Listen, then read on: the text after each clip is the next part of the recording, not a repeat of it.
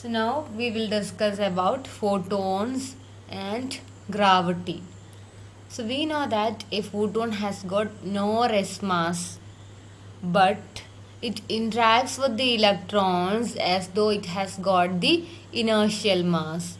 So the inertial mass of any object is equal to its momentum divided by velocity. Since momentum is mass into velocity, mass is momentum divided by velocity. So we know that for a photon, the momentum is equal to E by C, which is h nu by C. And the velocity of the photon is nothing but c. So h nu by c divided by c will give h nu by c square. And according to the principle of equivalence, the gravitational mass of an object is equal to its inertial mass. So a photon of frequency acts gravitationally like a particle of mass h nu by c square. So although photons lack rest mass, the photons behave as though they have gravitational mass. So the gravitational behavior of the light can be demonstrated in the laboratory. അപ്പോൾ നമുക്ക് ഒരു example വെച്ചിട്ട് പറയാം. So when we drop a stone of mass m from a height h near the earth's surface, the gravitational pull of the earth accelerates the stone as it falls, and the stone gains an energy equals to its potential energy mgh on the way to the ground. അപ്പോൾ നമ്മൾ ഇവിടുന്ന് ഒരു stone drop ചെയ്യാണ്. Initially the kinetic energy of the stone is 0.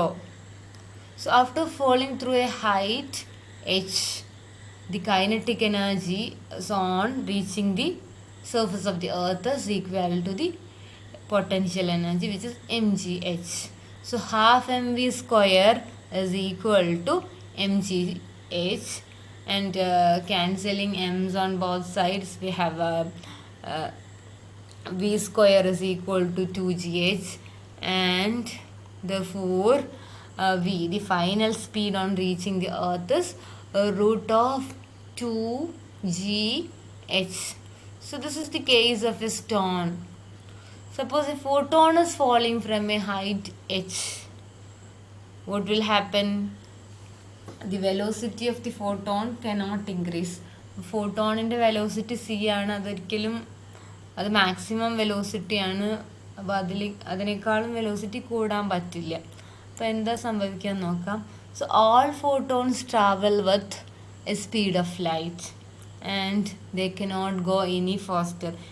Even if the photon is falling from a height, the velocity of the photon should not change. So a photon that falls through a height h manifests the increasing energy by an increasing frequency from nu to nu prime. ഇപ്പോൾ ഒരു photon fall ചെയ്യുമ്പോൾ അതിൻ്റെ velocity ഒരിക്കലും increase ചെയ്യാൻ പറ്റില്ല. അപ്പോൾ അതിന് പകരം അതിൻ്റെ ഫ്രീക്വൻസി ഇൻക്രീസ് ചെയ്യുന്നു. ഫ്രീക്വൻസി ഇൻക്രീസ് ചെയ്ത് കഴിഞ്ഞാൽ നമുക്കറിയാം energy of the photon will automatically increase. So for this, we assume that the final photon energy, the energy of the photon on reaching the earth's surface, is equal to the initial photon energy plus increasing energy. Increasing energy is nothing but the potential energy at this point, and initial frequency is nu, and the final frequency is nu prime. So therefore we can write h nu prime is equal to h nu plus m into g into h, where nu prime is the frequency of the photon on reaching the earth's surface, and nu is the initial frequency, and h is the height. So therefore substituting the photon's mass over here, we will get h nu prime is equal to h nu plus m is equal to the gravitational mass of the photon, which is in turn equal to the inertial mass of the photon, which is equal to P by V, which is equal to h nu by c square.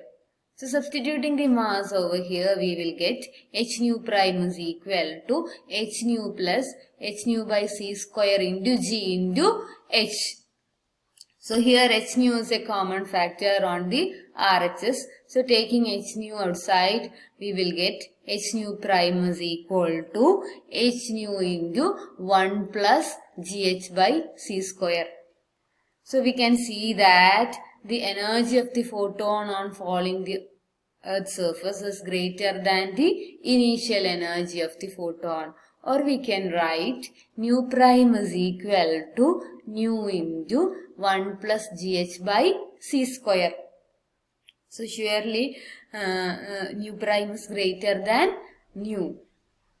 That means if we multiply nu with a quantity greater than 1, it will be surely greater than nu. So nu prime is always greater than nu. So the frequency of the photon on falling the Earth's surface is greater than the frequency at a height h from the surface of the Earth. So we can see that whenever a photon is falling from a lower gravitational field to a higher gravitational field, at a height h, the gravitational field is lower, and on the surface the gravitational field is higher. So whenever a photon is falling from a lower gravitational field to a higher gravitational field, the frequency of the photon increases, or the energy of the photon increases, but the wavelength of the photon decreases. So this is the gravitational behavior of the photon. So now the increase in energy of a fallen photon was first observed in 1960 by scientists Pound and Rebka at Harvard. So in their work, h was 22.5 meters. Now there is a question for you. Find the change in frequency of a photon of red light whose original frequency is 7.3 into 10 to the power 14 Hertz when it falls through a height 22.5 meters.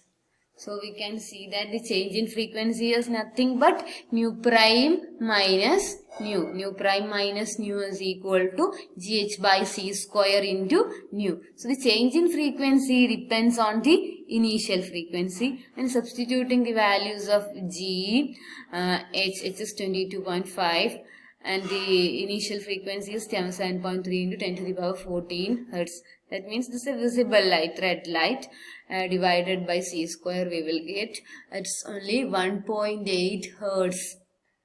So for a visible region, this is very difficult to notice. So the change is very difficult to notice in the case of visible region. So actually Pound and Rebka used gamma rays. So when gamma rays are used, the frequency increases, and therefore the change in frequency is also proportional to the initial frequency. That will also increase. So there will be a greater change when gamma rays are used.